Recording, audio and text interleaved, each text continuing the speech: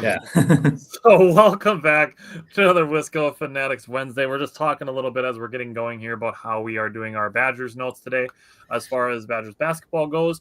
So we have 4 games to talk about with the Badger basketball team with the Big Ten tournament. So what we're going to do is we're going to each have 2 takeaways per game, and then we're going to talk about our position groups like we normally do just as a whole for the entirety of the Big Ten tournament. And then Jake and I have a handful of Bucks games, so we're going to hit the intro and get started. Welcome to another live episode of the Wisco Fanatics Show, where we discuss the Packers, Bucks, Brewers, Badgers football, and basketball from an optimistic perspective. Wisco Fanatics is brought to you by Cardboard Legacy, Wisconsin's most complete sports card shop. Buy, sell, grade, and consign all at their location in Oshkosh. Alrighty, so like I said, 4 Badger games in the last week, all coming in the Big Ten tournament. They beat Northwestern, they beat UCLA, they beat Michigan State, and they lost to Michigan in the championship. So we're going to start with the Northwestern game. Mike, what were your 2 takeaways or your main takeaways from the Northwestern game?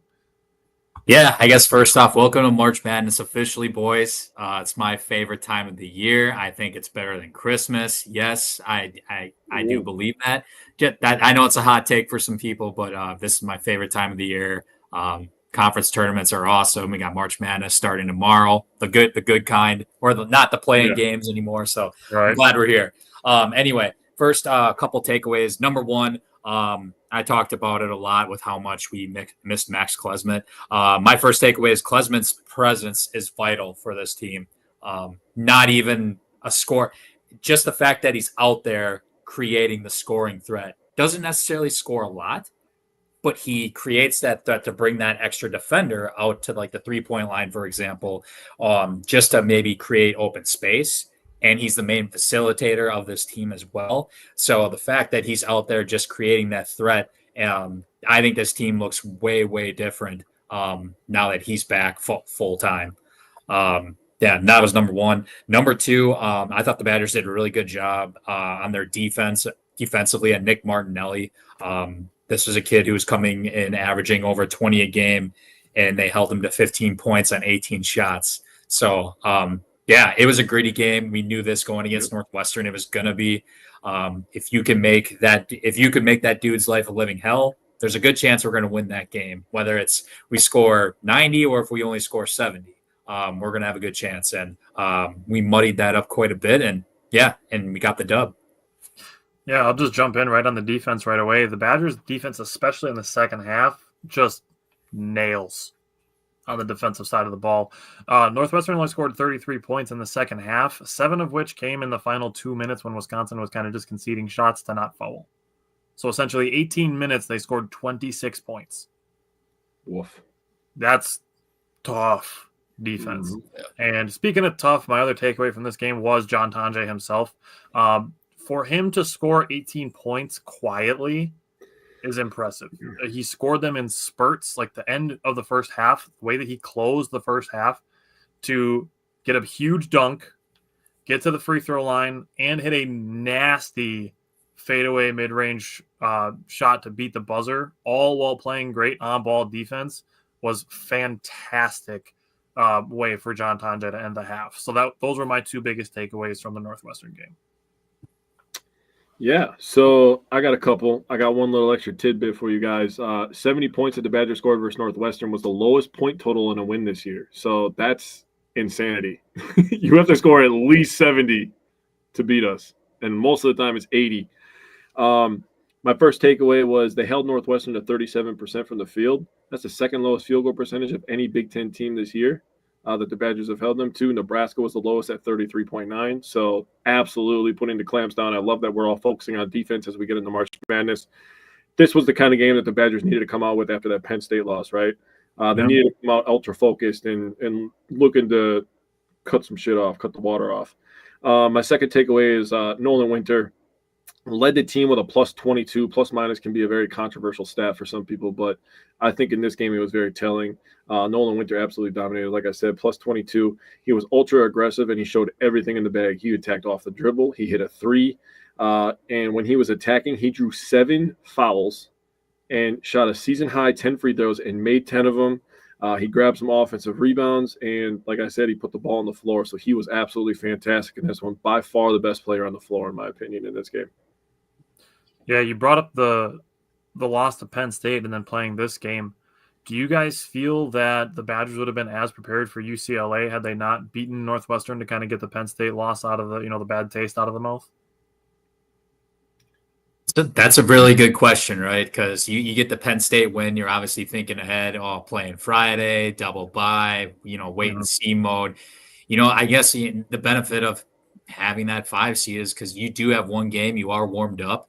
You got a team, the UCLA, that's literally flying across country from LA to Indy, whereas we're not, we're flying 300 miles. Maybe they got a little bit of jet lag, but that is kind of a benefit that you have, at least in the early stages of the conference tournament anyway. You do have that warm. Your legs are a bit warm. You're ready to go.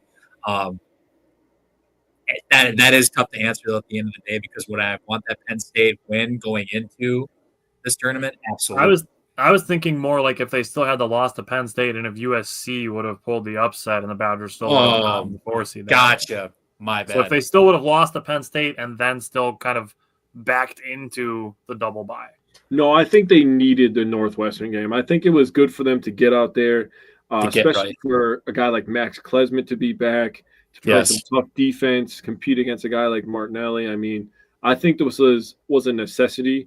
Now, it doesn't end up being a necessity later on, right? Obviously. But for the moment, getting this team confidence to come out against UCLA, I think it was the right thing. Yeah, and that's the thing is when we get to the Michigan game, if you take away the Northwestern game, you don't get to just shift the other 3 games up one spot and be like, oh, well, Tanjay had 32 in, this game. You don't get to just shift it up a game. Yeah. It's a collective. So, Jake, let's jump to the UCLA game. What were your takeaways from that one? Yeah, so the Northwestern game was obviously a grind. Scoring didn't come easy against Northwestern, so I love that they started fast. They were ultra aggressive, hitting threes right away. And it wasn't that they were just hitting threes and aggressive on offense. I love that they were aggressive on defense, playing physical on that end of the floor. People will remember all the three-pointers that were shot and made in this game because they literally set a record. But I love that they played inside out. I thought they did a fantastic job moving the ball, did a nice job keeping Crowell involved, keeping all the post guys involved. Crowell, I felt like, was really impressive with his feel for the game. This, to me, when I watched it, and Tyler, we talk all the time about Bobby Portis, who's a very polarizing player on the Bucks, about letting the game come to him. I felt like this was the best game this year with Crowell letting the game come to him and not forcing shots, and also, not in attack mode. He played it perfectly, I thought. He did make he made back-to-back layups in the middle of the first half, and it was just like in between all the three-pointers, Crowell was still dominating down low, and I loved it because that first UCLA game, that tall, dorky kid for UCLA just dominated after he was averaging, a booger and a rebound a game, and it was like, dude, what? Who is this guy coming out of nowhere, and then all of a sudden he becomes a household name, and hey, we love Bobby Portis over here. I got some things to say about him today, Justin, so stick around for that. But I thought that this was Crowell's best game of the year just off of feel. So I love that for him. So looking at it, you mentioned the hot start on the three-point line. The Badgers started 7 for 8 and 10 for 15. The Johns, Blackwell, and Tanjay started 6 for 6 combined. Yeah, they were. Tanjay was one of my biggest takeaways. He was electric. He finished 9 for 10 from the field, and the only one that he missed, he came while he was trying to draw a foul. Mm-hmm. That was his only miss. So if he had gotten the foul call that he was looking for, he wouldn't have missed a single field goal. 6 for 6 on the three-point line, added 9 rebounds, 4 assists, and a steal, only 1 turnover. Might be his best game of the season when you factor in the efficiency. Obviously, the Arizona game was fantastic. Going to get to another one in just a second, but when you factor in that he was 9 for 9 from the field at one point and 6 for 6 from the three-point line, it's plus 9 rebounds and 4 assists. Just the ball movement on the team in general was great. And 12 assists on 16 field goals in the first half, 22 assists on 30 field goals total. That's much better ball movement over the last couple games. Then my other big takeaway, you mentioned the big dorky kid from UCLA. That is Mara. And I think he had like 18 points against the Badgers when UCLA beat the Badgers earlier this year. And this was my challenge to Greg Gard last week, was to find a new way to defend big men that are kind of taking over the game. And they did that in this game, and they did this in the upcoming games as well, forcing those big men to catch the ball closer to the three-point line than to the paint. That was a big deal. Mark was turning, and he was realizing he was 15, 16 feet away from the basket instead of 5 or 6. So that was a big deal. My challenge to Greg Gard was answered in this UCLA game especially. Connor said this was one of the most exciting games that I'd seen in a while. The insane three-point shooting. It was super fun to watch. Super fun to watch. It was wild, man. Another one went up. It was bang, bang, just going crazy. A lot of fun to watch. Mike, what were your takeaways? Yeah. Who's the ABC announcer that says bang, bang? Green. Yeah.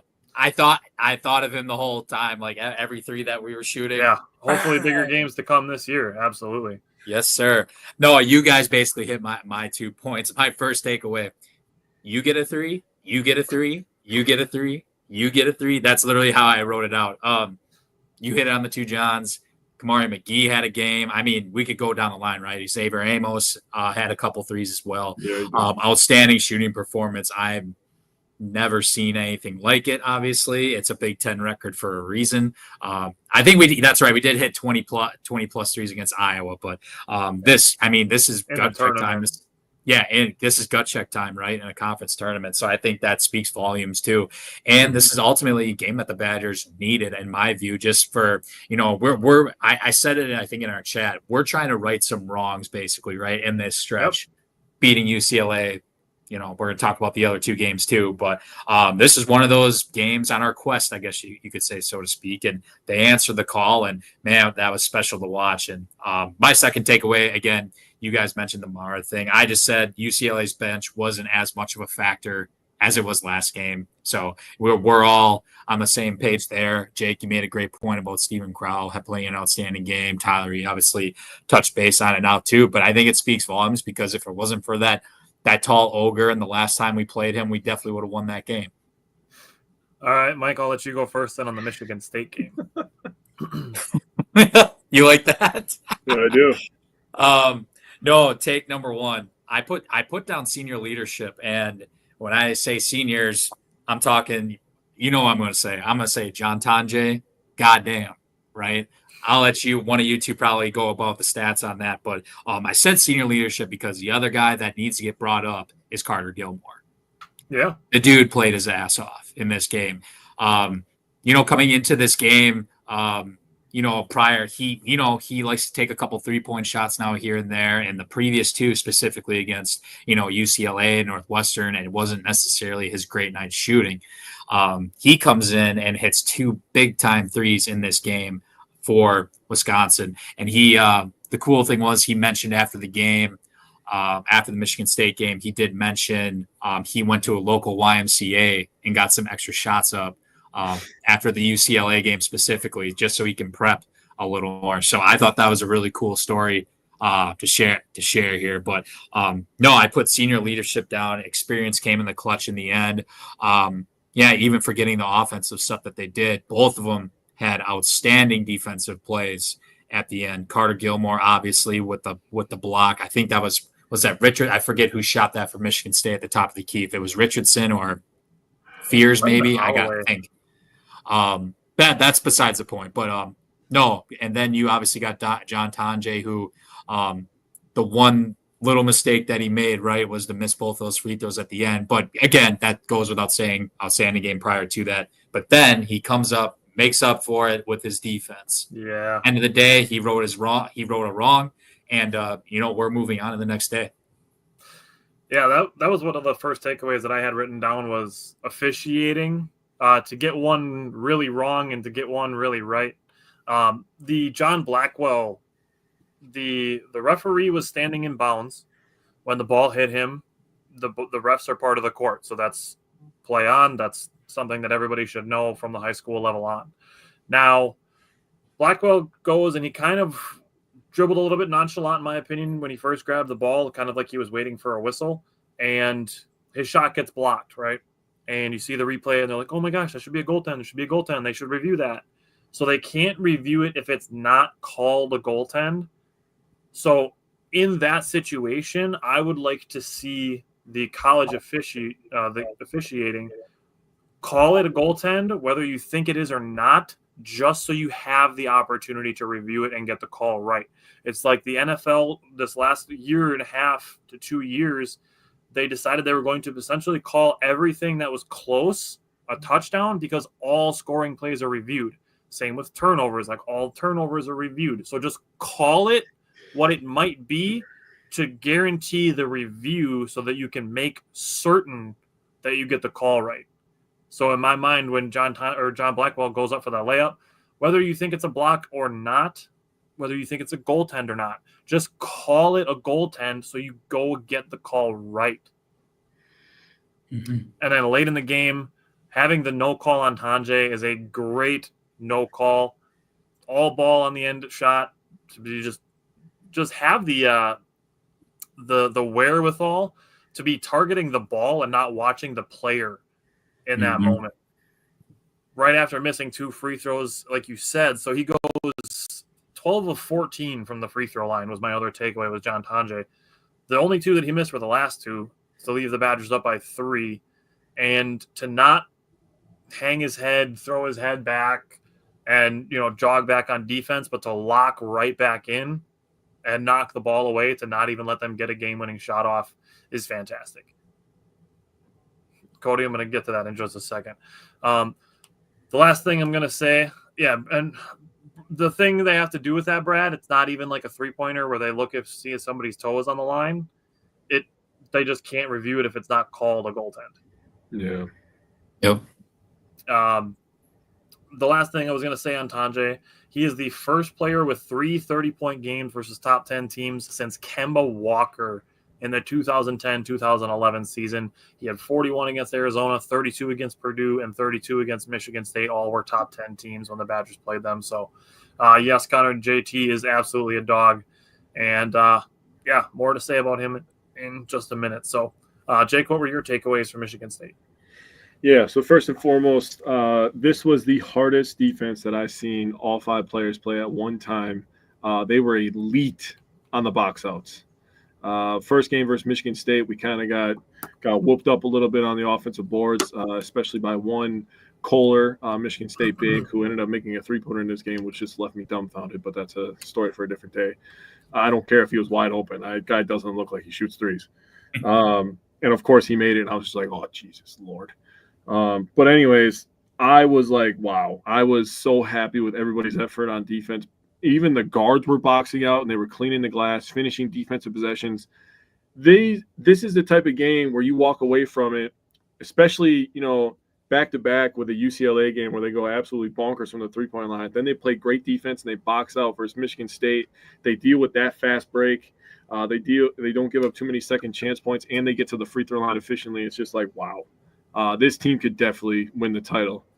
And the last thing, and I kept this last on purpose, Carter Gilmore was, and will always be a gamer. That guy is a goddamn gamer. When he puts his jersey on and ties his shoes, he's the type of player that just infuses energy into everybody else, and I love that guy so much.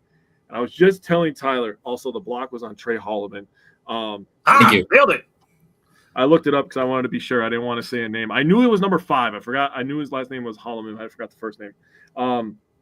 But I said this to Tyler that I wrote it down in my notes because I was taking my notes immediately after the game, so my thoughts were fresh in my mind. And then I listened to the radio yesterday, and they said the same player comp, and I was like, oh, my God, dude. Why am I just doing this on my laptop? I should be on the radio right now. But I compared him. I said he is this team's Douye Dukin. Oh, okay. Shot maker, not the star of the team, but he can become the third scorer at times. And I was like, ooh, I feel pretty smart with the Douye Dukin kind of comp, dude. Post player, He has the dark hair. I mean, they kind of have the same hair flow too. I mean, everything kind of works. They both have armbands, right? Yeah, they do both have armbands. Dewey Duquesne would shoot a little bit more mid-range, whereas Carter's shooting a little bit more threes. Although I don't remember which game it was. I think it was the UCLA game that Carter Gilmore had late in the shot clock. He drove and did a spin move into the middle of the lane and hit a mid-range, and it was like, okay, Carter Gilmore, get us started. That was awesome. Yeah, right. But yeah, might have even been the Northwestern game. He was a hooper this day against Michigan State. Yeah, I think that was Michigan State actually. They were off to a slow start offensively. That play you're talking about, Todd, I want to say that was Michigan State. It might have been because he only made one shot versus UCLA. He was 1 for 3. If that was, it was right in the beginning. It was right in the beginning, I believe. Yeah, it was like our first bucket. Yeah, I think that was Sparty actually. But I mean, it's great. Either way, it was a tough bucket, especially for a dude like Carter Gilmore to go and get a turnaround fadeaway mid-range off the dribble as the shot clock's expiring. Connor said a confident Gilmore is dangerous. Very interested to see what a confident Gilmore looks like in the tournament, which we're going to talk about in just a second. But let's go to the Michigan game. Jake, what stood to you from Michigan on Sunday? Yeah, so I took the first obvious one, and the legs were just dead. They were just absolutely fried. Fourth game in 4 days, and I swear on everything. If I see one more person be like, why can't they shoot? They can't hit the broadside of a barn. Okay, listen. How about you get your lazy ass off the couch and you go play 4 basketball games in 4 days? I guarantee you in the first game you're not shooting as good as these guys. 30-plus minutes, too, per game. Yeah. Get out of here with that. You're not doing that. All the physicality, all the running into people, cutting, going to the rim, falling to the ground, running back and forth. I mean, you're not doing all that. So let's just stop with that shit, okay? I'm sick and tired of it. Secondly, this is the thing that I took away from it. I would love if Winter came back next year with a little bit more of a post game. I thought there was some opportunities, and he did try to post up a little bit. I would like us to dump it down to him sometimes. I understand that he's got the elusiveness. He can put the ball on the floor. He's got all that. I love that. But that should be just another notch on his tool belt.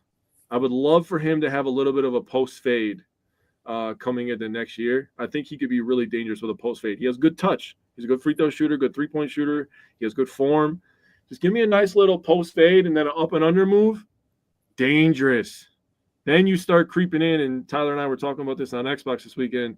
Then you start creeping into 44 territory because he's got the length and he's got the touch. That's the next step. Yeah, that's fair.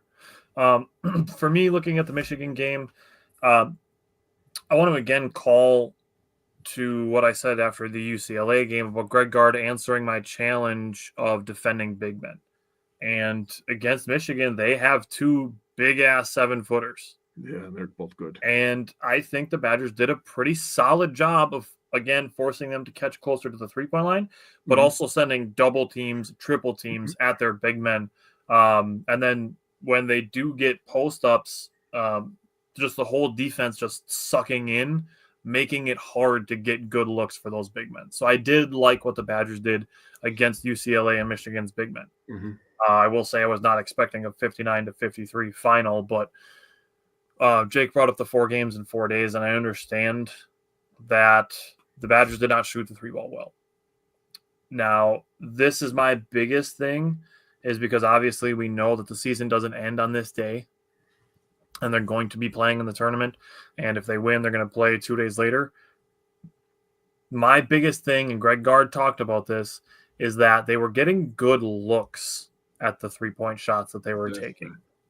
That was my biggest thing. Not to mention that early in the game, they were 2 or 3 of them that were like rattled halfway down and bounced out.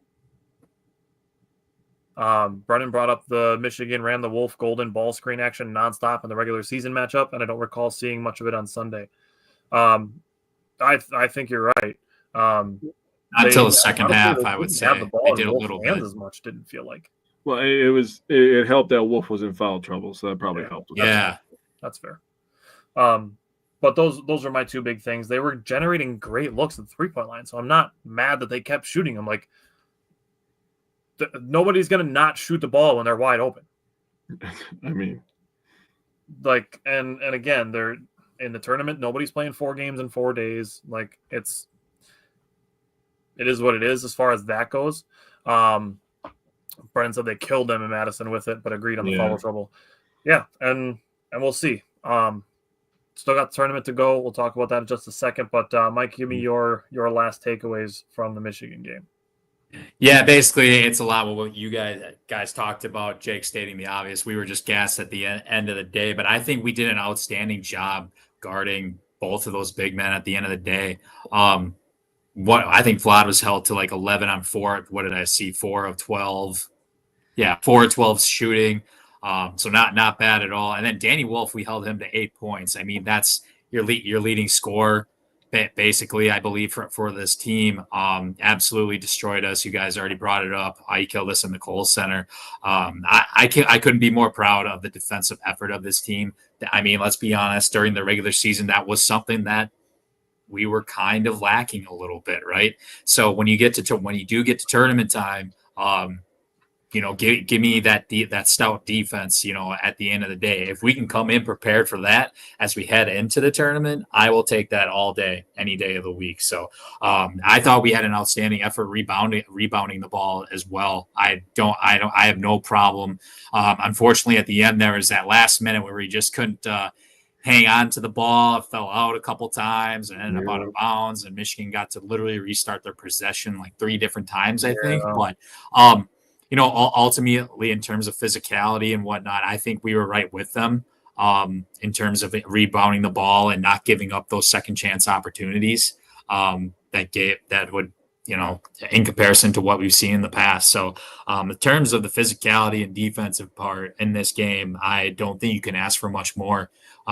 This college environment, if you're only giving up 59 points in a game, you're doing something right, in my view. So, yeah. All right, so Jake, I'll let you go first. The bigs in general in the tournament, how did you feel about the bigs? I think they did. I think they did a really nice job on defense. I love the defense overall. Like Mike said, I was just smiling all the time because just like I was to you last night. I think Mike was reading off my notebook this time though. I said it felt like at times during the regular season that the defense was lacking because the offense was so overpowered. But the defense has been ratcheting up for the last month plus here. I think they rebounded well.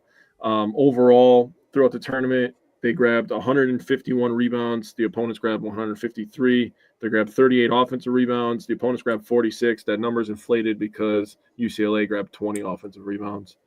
We grabbed 113 defensive rebounds, and the opponents grabbed 107. So on average, 38 rebounds for each side, 10 offensive rebounds for the Badgers, 12 for the opponents, 28 defensive rebounds, 26 for the opponents. And even though I thought they rebounded well and they were physical, the second chance points, the Badgers had 47 total second chance points in the 4 games. It's an average of 12 per game. And they gave up 42. It's an average of 10 per game. So, give or take a few decimals here or there. I just went with the solid numbers because I don't give a crap about no decimal points. So overall, grabbing 10 offensive rebounds and scoring 12 points off it isn't too bad, and giving up 12 and giving up 10. I think you're doing yourself a favor by cleaning up the glass and finishing defensive possessions. So overall, I think they did a good job. Nolan Winter, man, he is this goddamn close. And I hope that we get to see that breakthrough in a 6-game stretch here. Because he is this close, I'm telling you. He's a monster. He is. He really is like a couple skills away from being an absolute problem. Yeah, he's got like player of the year written all over him, dude. He really, really does. Looking at the wings, just over the 4 games, and I understand that, Cody brought it up already. Tanjay had a bad game, disregard his whole year. Disregard the rest of his tournament. I mean, you look at the tournament in general, he had 3 straight, like, really, really good games. Mm-hmm. And then obviously ran out of gas in the 4th one. But over the tournament, averaged 18.8 points, 7.5 rebounds, 2.25 assists, less than a turnover a game, which was something that came up during the year at a couple times, was turnovers. He shot 47% from the field, 46% from the three-point line, and 85% from the free throw line. That's filth. And then John Blackwell quietly averaged 14.5 points a game for the 4 games, averaged over 4 rebounds, almost 2 assists, a little over 2 turnovers. He shot 38.8% from the field, 30.8% from the three-point line, and 80% from the free throw line. My biggest thing, as it has been the whole season, is John Tonje is at his best when he's driving to the basket aggressively. So when we talk about Montana in just a second, that's going to be my biggest thing that I want to see from John Blackwell is get to the basket. Yeah.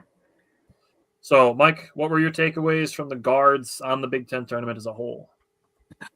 I would say it starts with, getting healthy too and back to your normal lineup, right? I mentioned first in the Northwestern game, it's great to have Max Klesman back.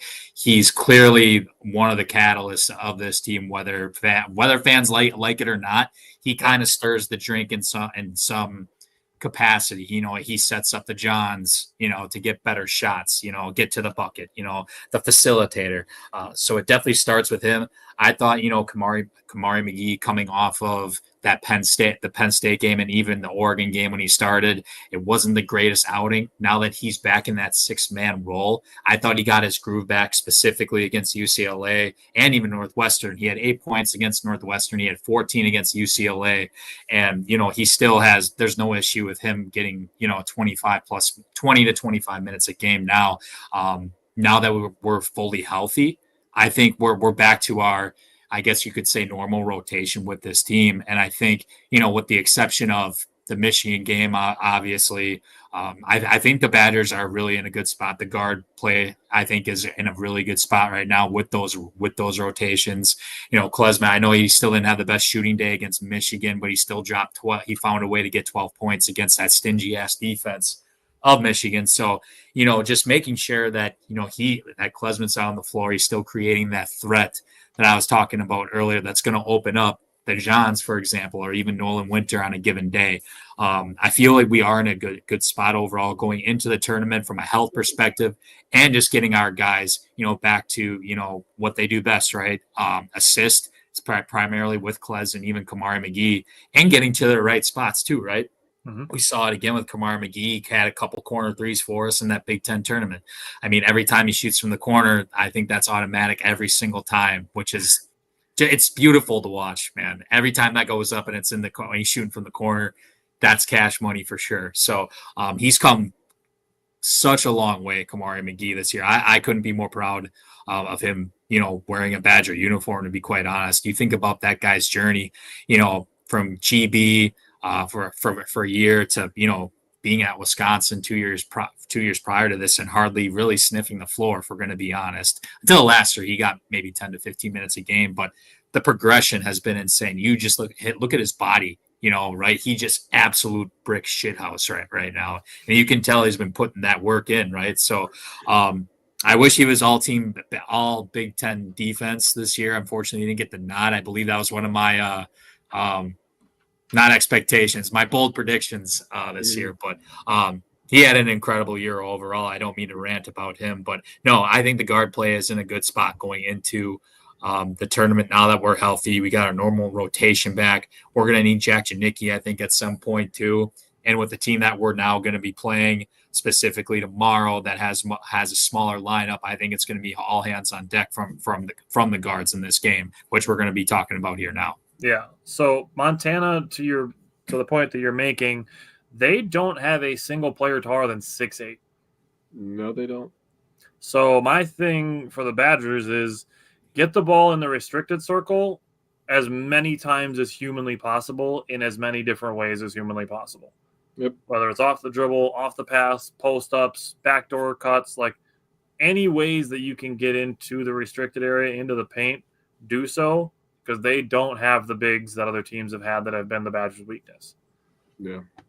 So, Jake, I'll go to you. What are you looking for from the Badgers to play Montana tomorrow?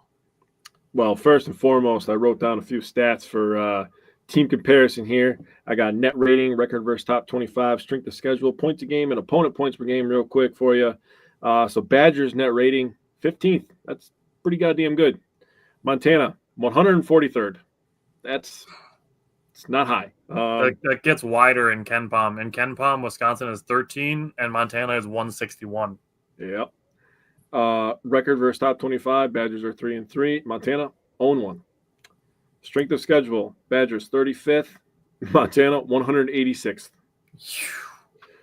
Points a game, Badgers are averaging 79.7, Montana 76.9. Opponent points per game, Badgers 70.4. So they've been ticking that down. They've been turning up the defense. I appreciate that. And opponent points per game for Montana is 72.9. I wrote down what I want from each post player, just a little quick couple sentences on each of them.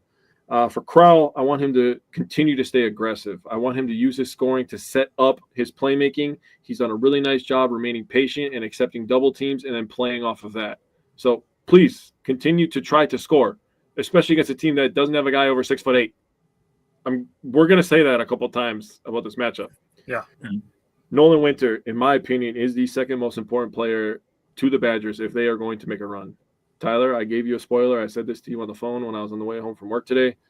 We know we're getting him from John Blackwell. In my opinion, when you look at totality of a player, John Blackwell is the best all-around player on this Badgers team. John Tonje is going to put up the points. He's going to have the cool stats. That's fine. I think Blackwell, all-around defense, playmaking, driving to the rim, he's had to accept a role that he was not fit for coming into this year, and he's done a very nice job blossoming into that role, we don't really have a true point guard on this team. He's done a nice job of that.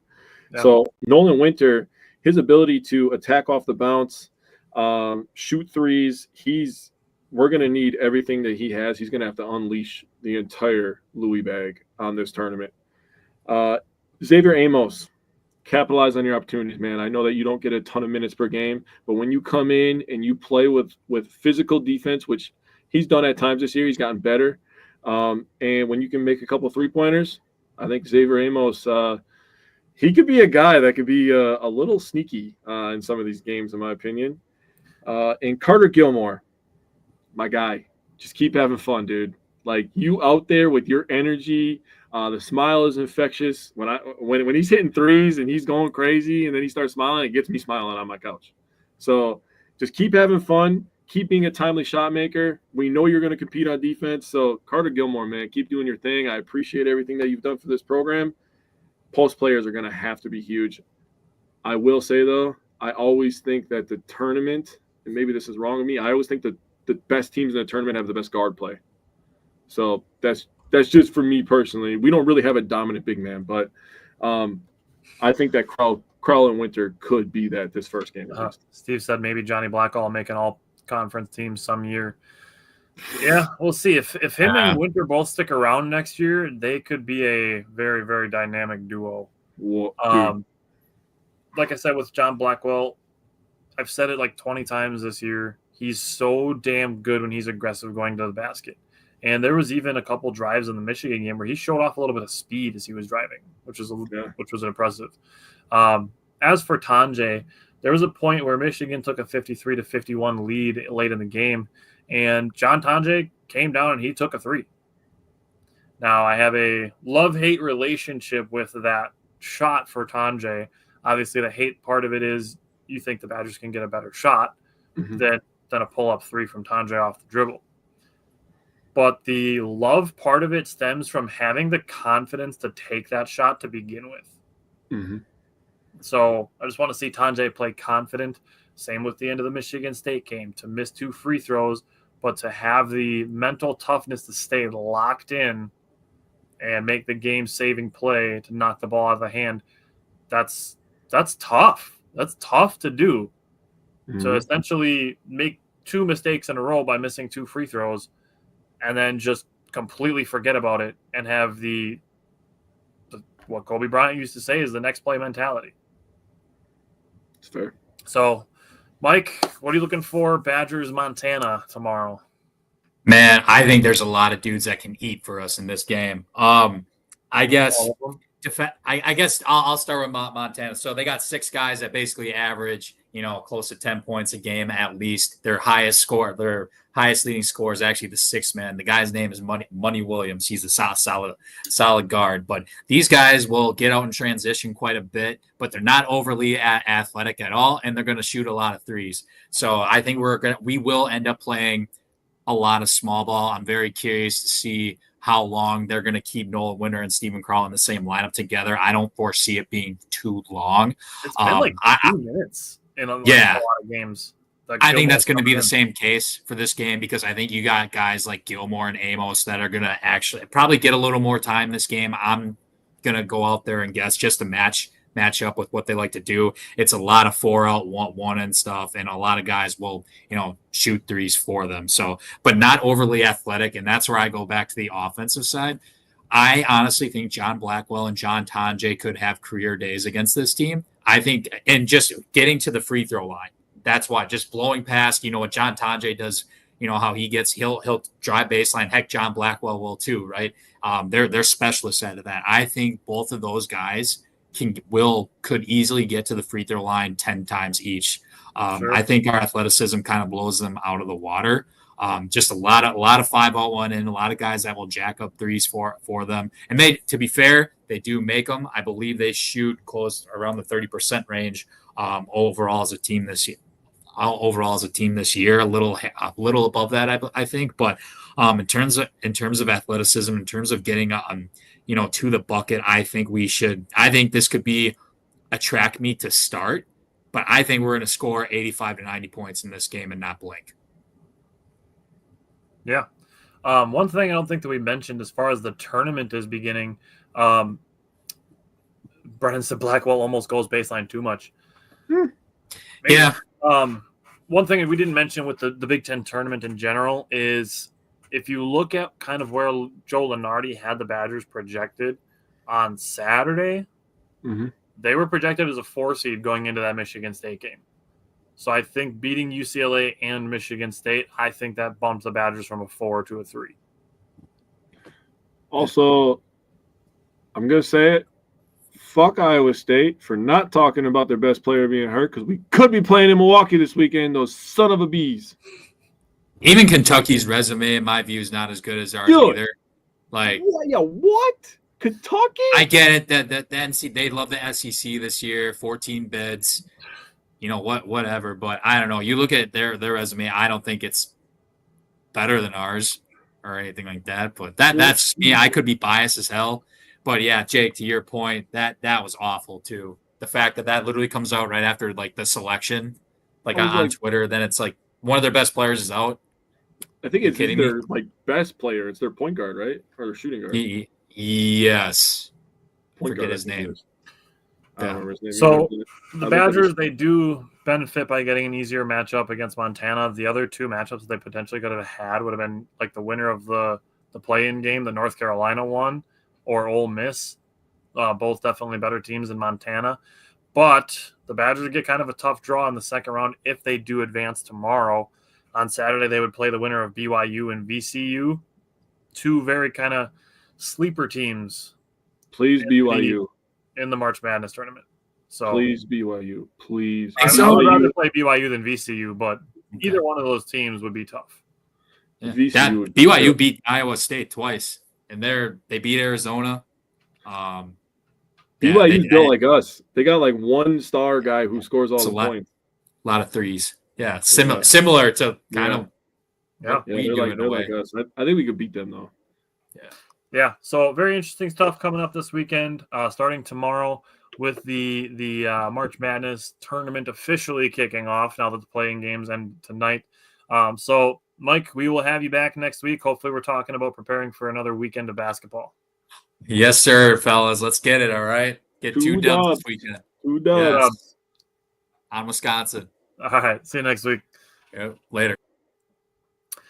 All right. So now that we are done with the Badgers, you and I have a handful of Bucks games to talk about. We got 2 wins, 2 losses. Starting with the Lakers from last Thursday. What stood out to you from that one? First thing I'm going to say is Luka Doncic was fucking unconscious in the first half. half. He was going crazy. And I think it's like one of those things where it's like, all right, we got no LeBron. I got this. Dude, when like, he... hey, everybody, hop on.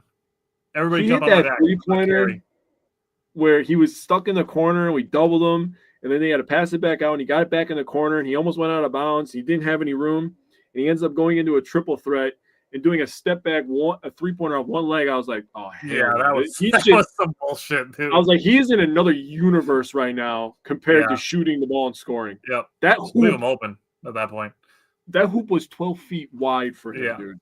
It was huge. Yeah, that's just one of those times where, like, you just throw the ball at the rim and it feels like it's going in every time. Yeah, he was unconscious. Reeves also had 28 for them. So he's getting good. Austin Reeves is getting good. They're a little bit overrating him, calling him the best third option in the league. Yeah, let's pump the brakes on that. But he's more than a role player. Yeah, he's definitely gaining more respect. I'll say that.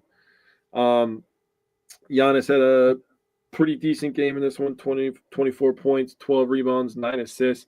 I saw somebody say, why didn't Doc leave him in to get the triple-double? He did. Giannis took a pull-up jump shot to get to 24. So at that point, you just pull him out because we don't need him to be hurt going into the playoffs. That's the most important thing. Brook Lopez with another dominant game, 23 points, 4 rebounds, 5 assists, 8 of 9 from the field, 3 of 4 downtown. He was tremendous. And Kevin Porter Jr., man, he was fun.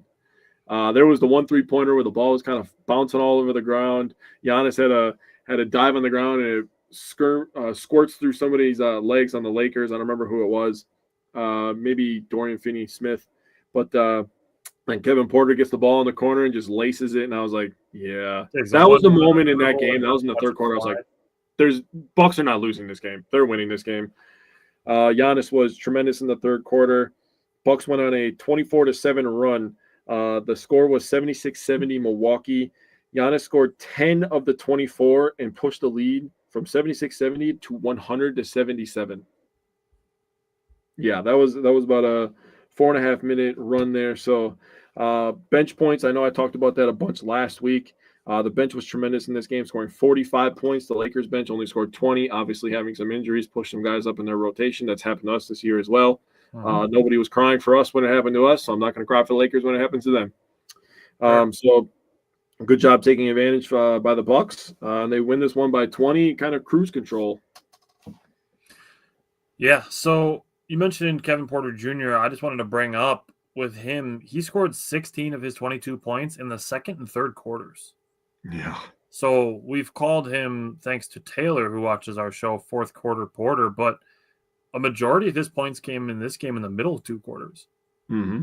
And I went and looked for Kevin Porter Jr. and Damian Lillard lineups. Something that I seen a lot of fans were clamoring for was to move Dame to shooting guard, which is never going to happen, but to play Kevin Porter Jr. and Dame together.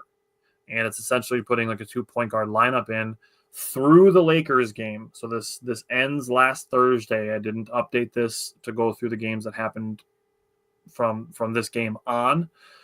There were 41 minutes together of those two. And a few things to me stood out with these two playing together. The Bucks had a 97.8 offensive rating, which essentially means 98 points per 100 possessions is what the Bucks would score with those two on the floor in 2-man lineups, which is not great. Mm-hmm.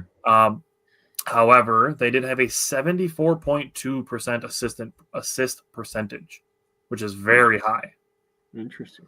Now, to me, this tells me that when Kevin Porter Jr. and Damian Lillard are on the floor together, that the Bucks are moving the ball well, but they have to figure out how to run offense with 2-point guards on the floor. Yeah. 74.2% is the highest assist percentage of 2-man combo lineups for the Bucks. The next is 66.3 with Dame and Gary Trent Jr. So almost 8% higher assist percentage with 2-point guards on the floor. That is also the highest assist percentage of 2-man lineups by almost 5% on the team. So looking at the defensive rating when those two are on the floor together, 101.1.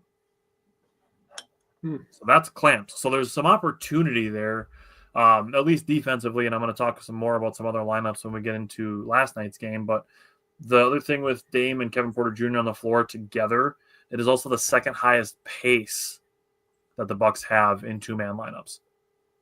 So any combination of those two plus three other players, the Bucks pace ticks up when they have both of those guys in at the same time.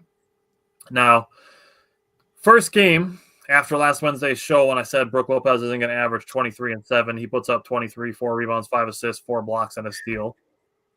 So it's like, okay, all right, my bad. The Bucks actually have 4 players with 20-plus points. So Giannis, Dame, Brook, Kevin Porter Jr., and 30 assists on 41 made field goals. That rocks. We talked about it last week that the ball movement was kind of lacking a little bit. This game, it definitely ticked back up. Now, only 11 turnovers. That is good. And only 9 points off turnovers allowed. That is beautiful. And then as a team, the Bucks shot 17 of 40 from the three-point line. That's 42.5%. That's perfect. I think that 40 mark is right around where I would love to see the Bucks shooting. And if they can hit somewhere between 15 and 17, that's the sweet spot. I agree. I think somewhere between like 37 to 42 is kind of where I would like to live for the Bucks. Yeah. And you mentioned Kevin Porter Jr. He was super hot. 5 for 7. GTJ was 4 for 9. Brook was 3 for 4. Steve said Brook can't average 35 points, 15 rebounds, and 5 blocks. You're right, he can't, but he might be able to do it once. Man, if he did that, oh boy, there'd be a lot of apologies needed to be handed out. Yeah, but I mean, shit, I'll take 23, 4, 5, 4, and 1. Yeah, me too. That's a stat stuffing game. The 5 assists and 4 blocks is wild. Yeah, it is. All right, let's go to Bucks Pacers. Definitely the most fun game of the week from Saturday. What stood out to you from Bucks Pacers? Yeah, so Giannis obviously was just crazy efficient in this game, going 14 and 19 from the field. He was getting whatever he wanted. There is 0 people on the Pacers that could guard him. He literally owns them. Dude, his averages versus the Pacers the last 5 years is fucking disgusting. I have his numbers from just this year. Yeah, disgusting. Giannis should have 36 points in this game. You cannot call that charge. I don't care what your name is as referee. All right. You cannot call that charge. Here's the thing. First of all, don't call it. Like, you want people to watch your games. Don't take away highlight plays for dumb fucking fouls. Yeah. Second of all, Kevin Love has been talking about this for like 3 fucking years. Get that play out of the game.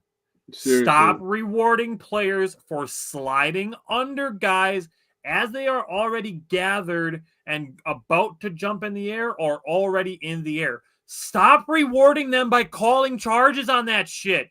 That's how people get hurt. Yep. Get that play out of the game. Yeah. It just can't happen. So I got this stat from Real Sports on X. Most 30, 10, and 5 games in NBA history. Giannis, after this game, moves up to he's still in 4th, but he has 146 total. He is 3 away from tying Wilt Chamberlain. He's 9 away from tying Oscar Robertson and Kareem Abdul-Jabbar. Crazy that Oscar is up that high. That's absolutely insane. But 3 Bucks in the top 4 on that list. So good for them. But Giannis is definitely going to pass all of them in that stat. So congrats to Giannis on that. He's going to be the leader in that. That's an impressive stat line. He also does it at a crazy efficiency rate. Damian Lillard also had a very good game in this one. He had 25 points, 10 rebounds, 8 assists. He was absolutely lights out all over the floor. Brook Lopez didn't have to do much, but he scored 10 on 5 shot attempts, so good for him. Taurean Prince was good, driving to the rim. Kuzma didn't make a 3, but he didn't have to because everybody else was making 3s. I'm talking about Gary Trent Jr. making 2 of them, or 3 of them. AJ Green actually made 2 of them. Kevin Porter Jr. made 1. He was good, 16, 6, and 4, stuff in the stat sheet. So the Milwaukee bench outscored the Indiana bench 35-18. And there are 2 players on Indiana. did not write it down, but I'm going to get it up here in a second. There's one that's been a thorn in our side. TJ McConnell. He was minus 34 in this game, and Matherin was also minus 34 in this game. Oh. They had two players that were minus 34. Shepard was minus 19. Thomas Bryant was minus 14, and Obi Toppin was minus 2. Literally nobody on their bench was a positive player in this game. Let Obi Toppin shoot all the threes he wants. Yeah, but then he has the game against the Timberwolves where he makes 4 threes in overtime a couple days later. I mean, that's just the way it goes, I guess. But yeah, I would let him shoot too, because you don't want him driving to the rim because he can absolutely jump out of the gym. Yep. But I love seeing McConnell struggle versus the Bucks. I love seeing Matherin, who talks out of the side of his face all the time, struggle versus the Bucks. Yeah, I was super pissed about that charge. A late run from Indy made this game a lot closer than it was, but the Bucks really kind of beat their ass in this game, to be honest with you. Steve brought up no hard closeouts on threes, though. The thing with that is I understand why they made that flagrant, is because you don't want guys rolling ankles on shots that they go up and down on. So that's good. That's a good thing that they did. Apply the same logic to guys who are jumping towards the rim. Like, you shouldn't be able to slide under somebody. It's the same as shooting the three. Yeah, I agree. Don't let them slide under. Yeah. So, I agree. Yeah, I stop rewarding them for doing it, and they'll stop doing it. Yep. Because that contributed. Yeah, exactly. It's exactly your point. Yeah, that's the same thing. Stop letting people slide under guys who are going up with the ball. So because of that added to Giannis's foul totals, thanks to really bad fourth quarter officiating. Mm-hmm. And the sixth foul was initiated by Nembhard. Nembhard initiated the contact on Giannis's sixth foul. Yeah. Which is super annoying. But the Pacers cut the lead to 11 shortly after that quote-unquote charge by Giannis. After that, 2 minutes and 46 seconds, Giannis fouled out. Pacers had cut the lead to 6. Taurean Prince hits a huge three. Yeah. Strips Siakam, gets on the floor to force a jump ball, makes 4 clutch free throws, and then Kevin Porter Jr. added 2 more.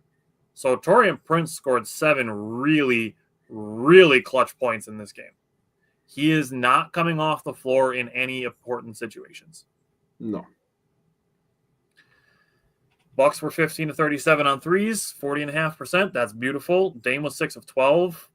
That's awesome. Taurean Prince was 2 for 4. Gary Trent Jr. was 3 for 6. Taurean Prince also added a career-high 5 steals. Love to see that. The Bucks did have 15 turnovers. 3 of them came on offensive fouls. 2 of them were flopped to get the calls. As far as points off turnovers, they allowed 26, which is very efficient on the Pacers part of it. The Bucks just had the offense to counter the pace. That's an important thing in my mind. Yeah. Other thing is free throws. So I just brought up Taurean Prince and Kevin Porter Jr. making their free throws at the end of the game. The Bucks were 25 of 26 on free throws against the Pacers. The Pacers were 10 of 13. And the only missed free throw came from AJ Green, of all people. Yeah, right. It's like, okay, yep, here we go. Our second best shooter missing free throws. All right, whatever.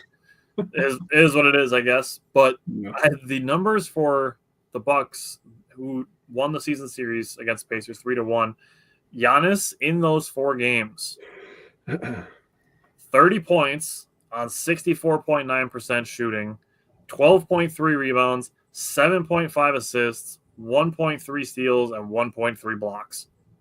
Jesus. He averages 30, 12, 7.5, and about a block and a half and a steal and a half per game against the Pacers. You know the Pacers. They do not want that smoke in the playoffs. Dude, healthy Giannis, we're beating them in 5. I know we talk about this all the time. We're beating them in 5. I strongly agree. Like that Bucks-Pacers series last year, Middleton was carrying by himself. If Giannis is available in that series, the Bucks win that series. Yeah.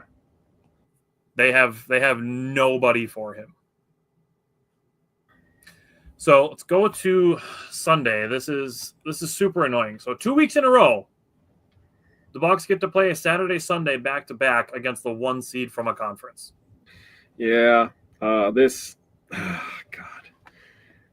I'm gonna say my opening line. It's not gonna be nice to the Bucks. The Thunder played some amazing defense. They're the youngest team in the league. Obviously, they have such an ability to just switch everything. The Bucks offense in the second quarter was struggling to breathe, and the Thunder literally just cut off the air supply.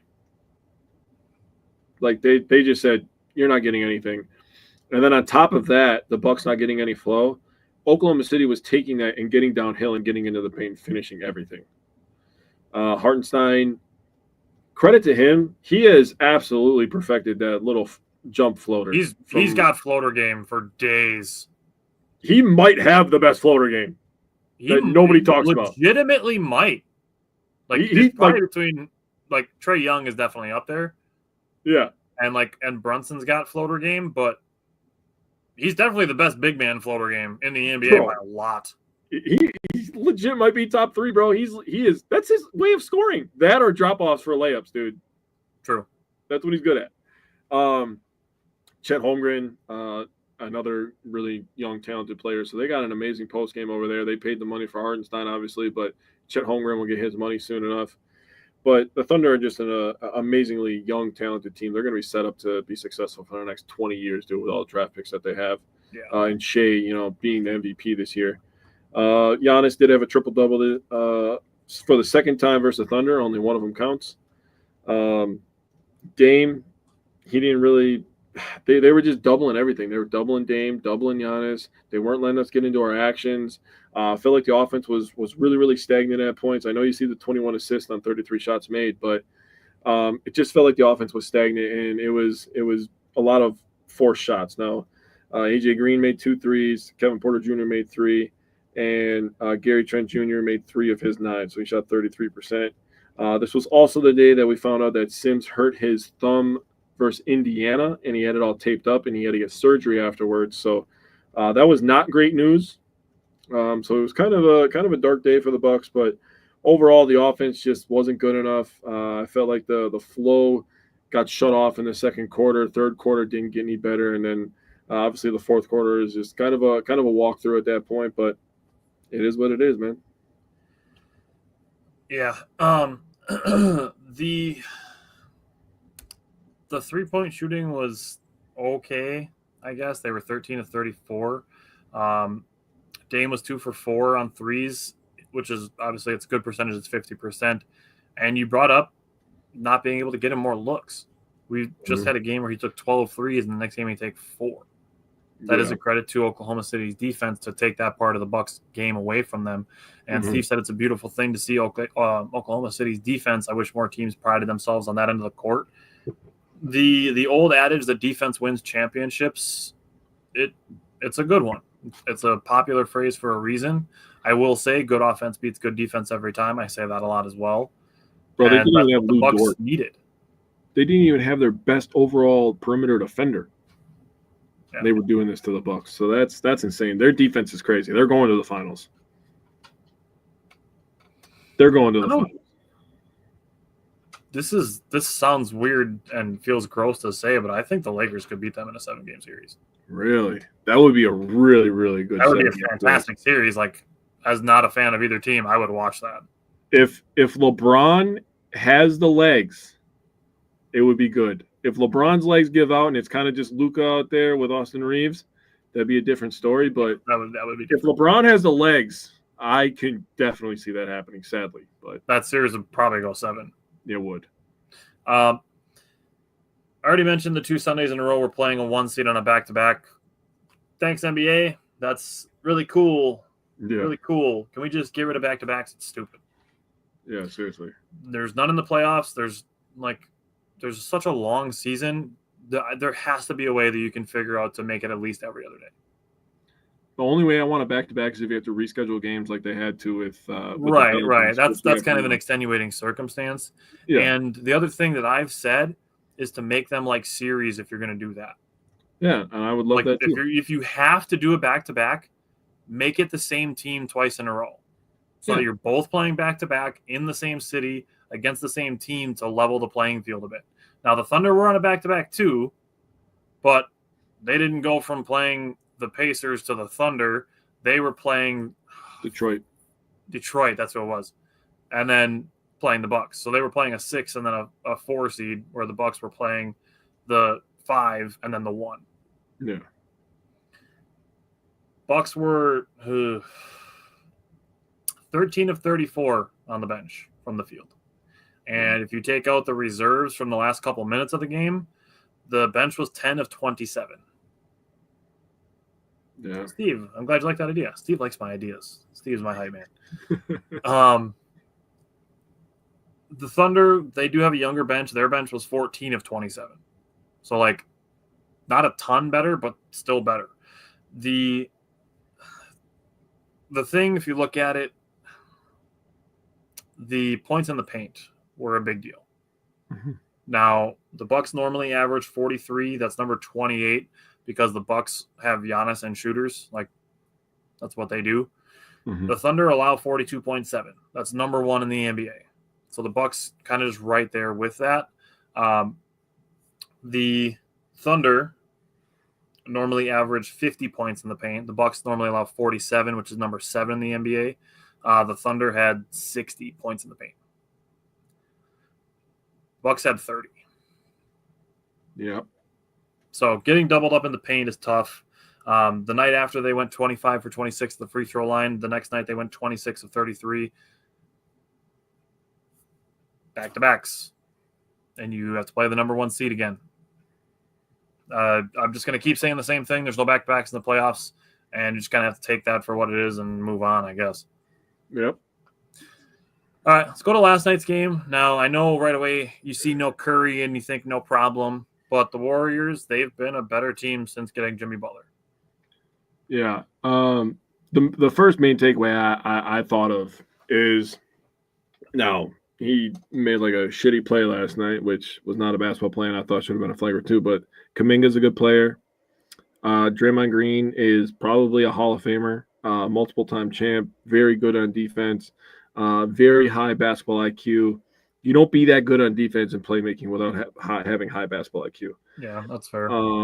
Jimmy Butler, obviously, when he's going right, he's one of the best two-way players in the league. So it wasn't like they had nobody out there. Right. Obviously, Steph Curry is the one that makes this thing go on a regular basis. And Right. Steph Curry is amazing.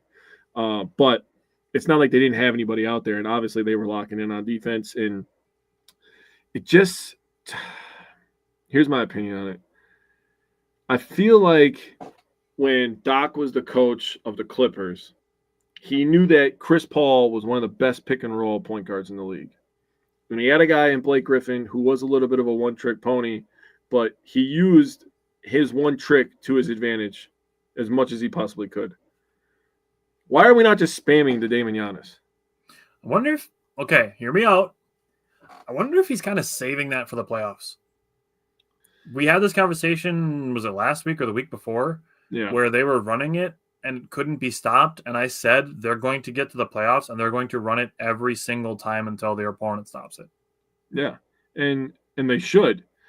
And the other one that I also like is I like the two-man game between Brook and Giannis. I feel like they've been getting much better at that the last couple of years. I feel like Brook has done a really nice job of being able to find soft spots, where to cut baseline or cut middle. Mm-hmm. And make himself available. But something was just off last night. The spacing was a little off. Yeah. Draymond Green did a really nice job on Giannis, but it wasn't like he did it by himself. I saw a couple posts today from like NBA fan pages of like, Draymond shut down Giannis. Bro, there was 5 eyes on Giannis at all times. 5 sets of eyes, I should say, on Giannis at every time he had the ball. When Giannis caught the ball, there was 5 people in Warriors jerseys like, we're not going to let that guy score. And Kuzma had a pretty good game last night. He got a little overzealous with the three-pointers, but he was on fire for a little bit there. Bucks did do a nice job forcing 19 turnovers, 10 of them coming in the third quarter, which is absolutely insane. I texted you that last night. I was like, 10 turnovers in a quarter is egregious. Allowed the Bucks to go on a big-time run to get themselves back in this game. But the offense at the end of the game, I'm going to hold off on what I really think needs to happen. I'm going to let you give your takeaways, and we can discuss it. So you mentioned Draymond and the offense. Giannis was 0 for 7 against Draymond. One of them was a 3-pointer. So take that for what it is. But Giannis did also have 4 assists when guarded by Draymond. Now, this is something I meant to bring up as well during the Thunder game, is the assists in that game. Giannis had 10. The rest of the team had 11. Giannis, when he's getting doubled on the block, his court vision, his passing IQ is very high. Mm-hmm. So that's something to bring up when, like I said, 4 assists when guarded by Draymond last night. The team as a whole, third game in 4 days, flying west, 12 of 36 on threes. Sorry, 12 of 38, 31.6%. I've said it a whole bunch of the season. Their 3-point shooting most of the time correlates with the win-loss result. Dame was 2 for 9. You mentioned Kyle Kuzma, 5 of 13. I'll take that. It's 38.5%. Yeah. The bench, 1 for 8. That's tough. That's tough, dude. Jeez. Only 9 turnovers. That is good. 14 points off those turnovers for the Warriors. That's okay. I can live with that. Yep. Now we can just play this into what's next. The offense. So there's 2 things to discuss here, and one of them is a little bit more of a two-way thing, and then we can talk about the offense specifically. Is the Bucks have a tough task without Jericho Sims for the next 4 weeks. Yeah. We also have, 7 more games without Bobby? 10. 10? Is it really? Yeah, because there's 14 games left, and he's going to come back for the final 4. Oh, because there was 29 games when he got to 20. There was 29 when he got to 25 games suspension. Okay. So he'll be back for the final 4. So if there's 14 left, math, 10 left. All right, I trust you. So the Bucks are in a really tough spot. Now, it shouldn't take a rocket scientist for somebody to tell you that I love Giannis. And I obviously do not mean this in any sort of ill will way when I'm saying this. Giannis is not a center. No. He is a power forward. There's nothing wrong with Giannis being a power forward. Yeah. Steve, we're definitely counting. Jake's definitely counting. Dude, I'm a big Bobby guy. If they had Bobby last night, they win. There's several games where if they had Bobby, I think they'd win. But it's a really tough ask to ask Giannis to be your starting power forward and, your leading scorer, your leading assist, usage rate player, third in the MVP voting, and then also go and ask him to be your backup center. And he was guarding Jimmy Butler last night. That's a lot to put on a plate, even for a guy like Giannis. Yeah, it is. And not to mention that when you're playing against bigs, and yes, I understand that last night the Warriors played small for the most part. I'm talking more in general. Like last night, if you want to make that claim that the Warriors went small so the Bucks can go small, fine. But again, like Jake just said, Giannis is guarding Jimmy Butler in their 3rd game in 4 days, and they flew west. I'm not, again, I understand that if they're going to be, in the finals, they're going to have to go west. But people will do anything to get Brooke off the court for whatever reason. Connor, you're going to love the numbers that I'm about to drop.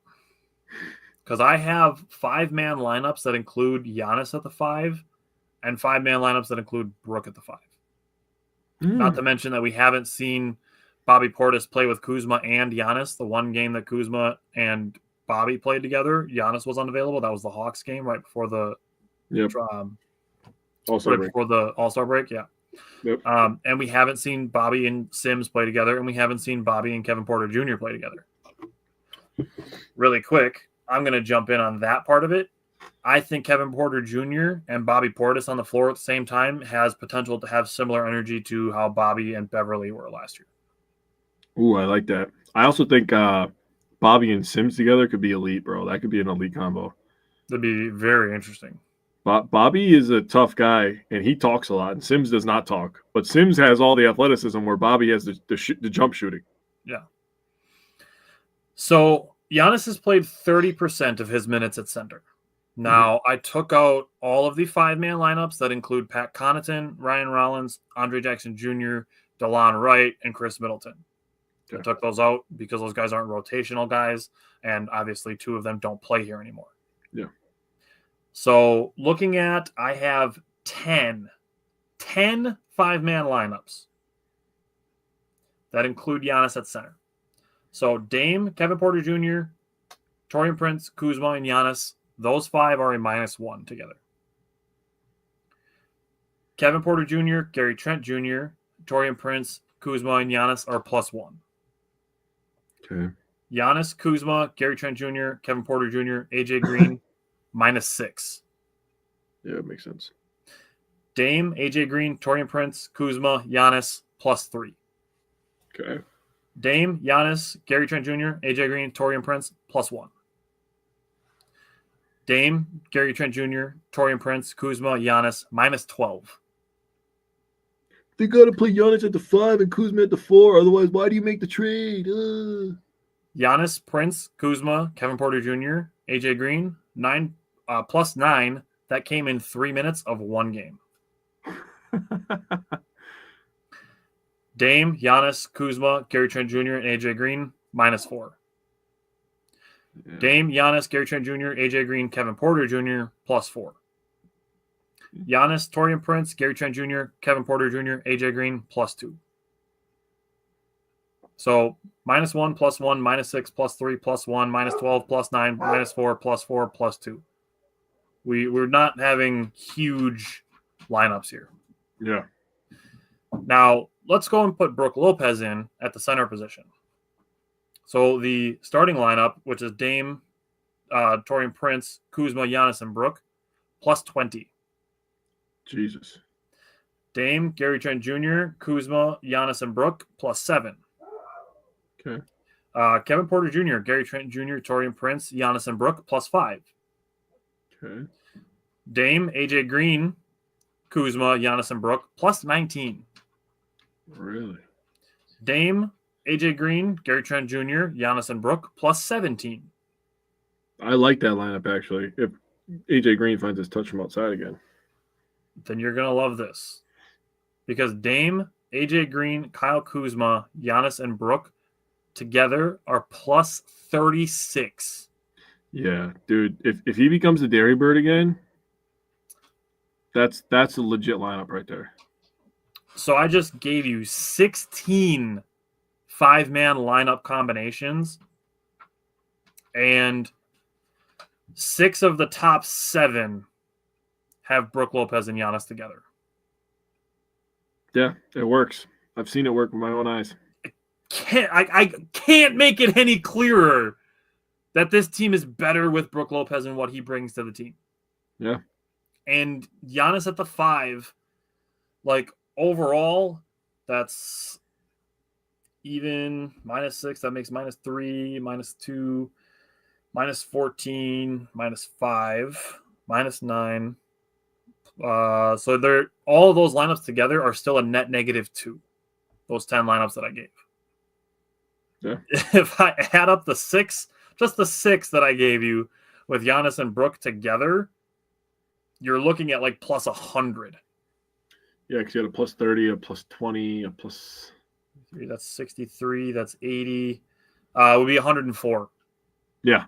6 lineups with Giannis and Brook together make +104, with 10 lineups that include Giannis at center make -2. Not rocket science. It's really not.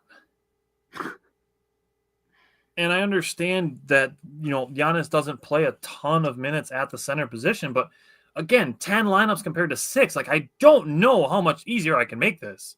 Right. And it's, again, I'm not saying that Giannis isn't capable of doing it. It's just the Bucks are a better team when he's playing the 4 where he should be. Mm-hmm. And again, we're talking about putting guys in positions to succeed. Giannis is at his best when he's playing the 4. He is. The Bucks offensively and defensively are better when Giannis is at the 4. Like you said, it's not hard. It's not rocket science. No.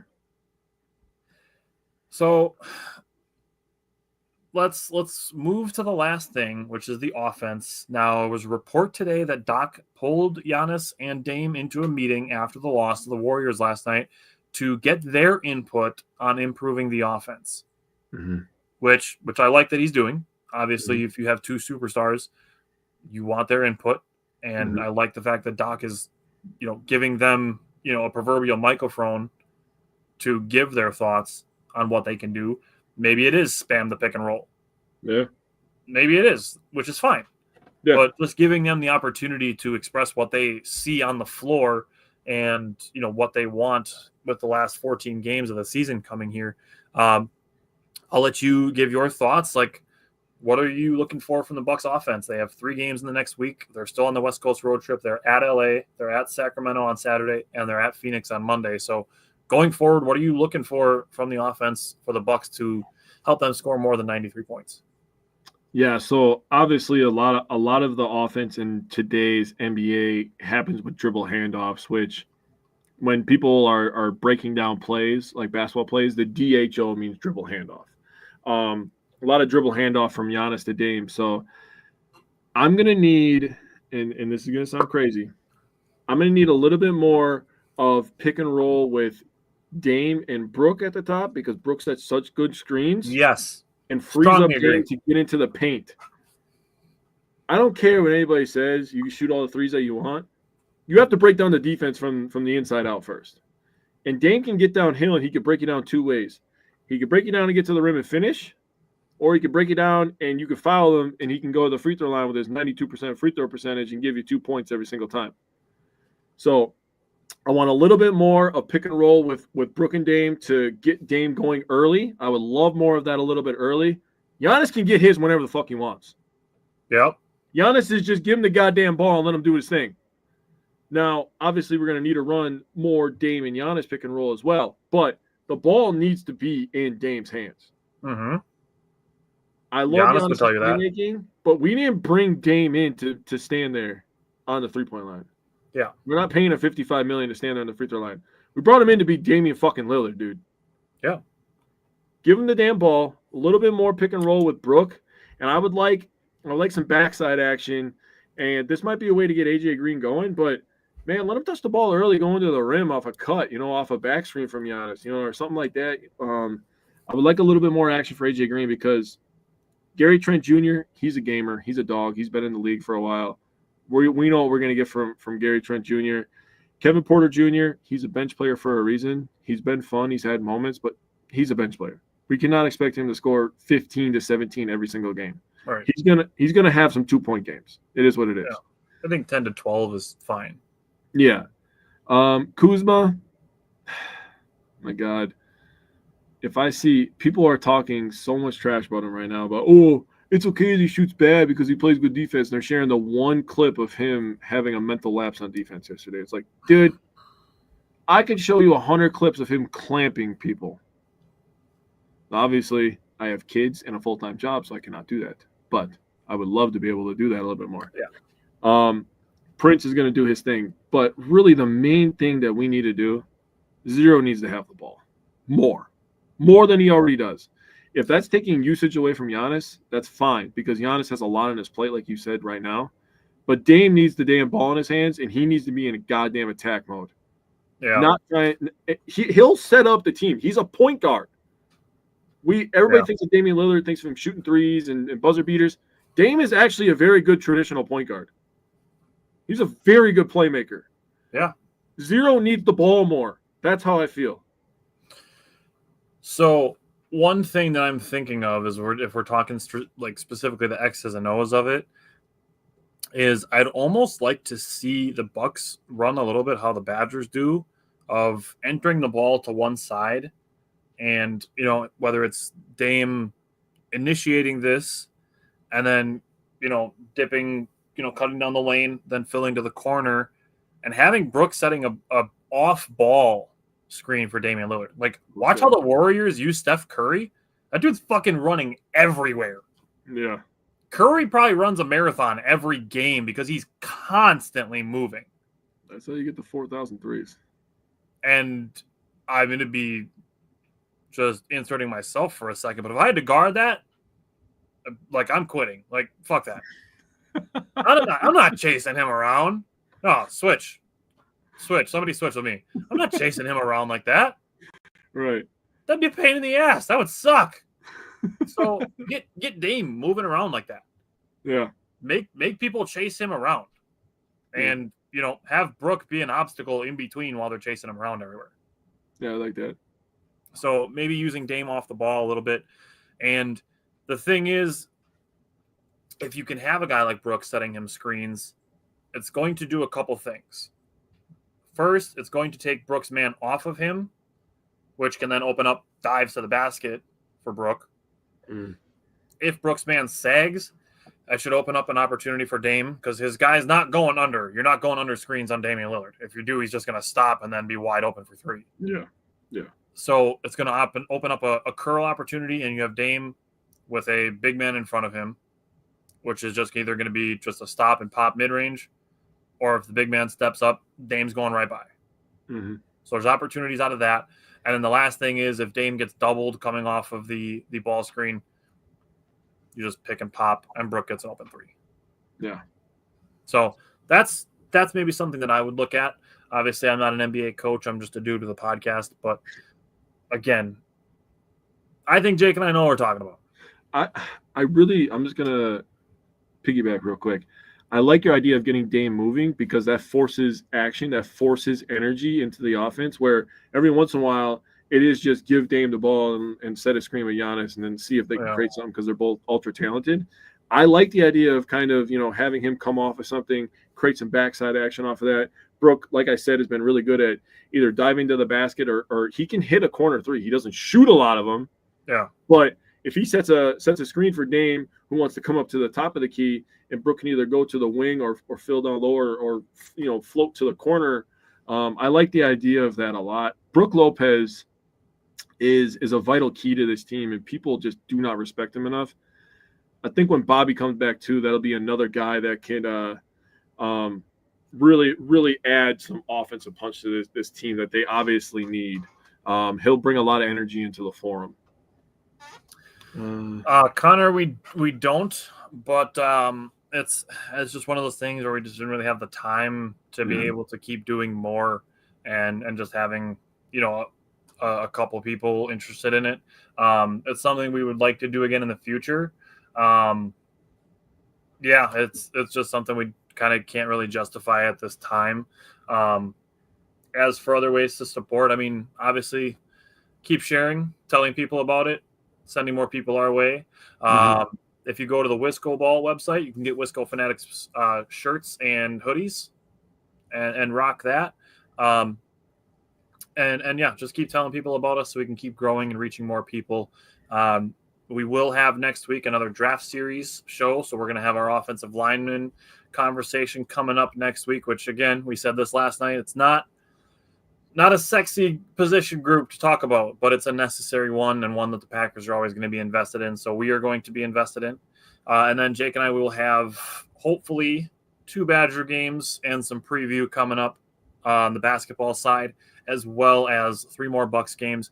And continue to keep an eye out on the page. We are publishing more on Facebook and Instagram of our Brewers stat projection reviews, and also putting out some more content on the Brewers in general, as the season is now a week and a day away. So more of that coming out. And other than that, anything else you want to throw out there? The sky's not falling. The Bucks are going to be just fine. Yeah, we're still almost a month away from the playoffs yet. Oh, yeah, I did actually have one thing I wanted to say. I apologize. If all you're going to do is watch the game and then complain about watching the game, please save everybody time. Shut the fuck up and don't watch the game then. Don't watch. I can't believe I'm sacrificing sleep for this. Nobody fucking forced you. Go to bed. Don't watch the damn game. Yep, go to bed. Sorry. I had to get that off my chest, man. I was holding on to that all damn day. I'm gonna be honest. I've been like mass leaving Facebook groups, and I don't miss it at all. No, I followed you after you were brave enough to say I'm going to do that, and I still like stayed in like I said, the NBA page and the team page, and I like to torture myself apparently because I go to the comment section. It's just like, Jesus, you guys are all miserable, dude. Yep, and Brewer season starts soon, so we're gonna have even more opportunity to see all that shit. So hell yeah, dude. Stay tuned with us for that. We'll see you guys next Tuesday, Wednesday. Thanks again for tuning in, and we'll see you then.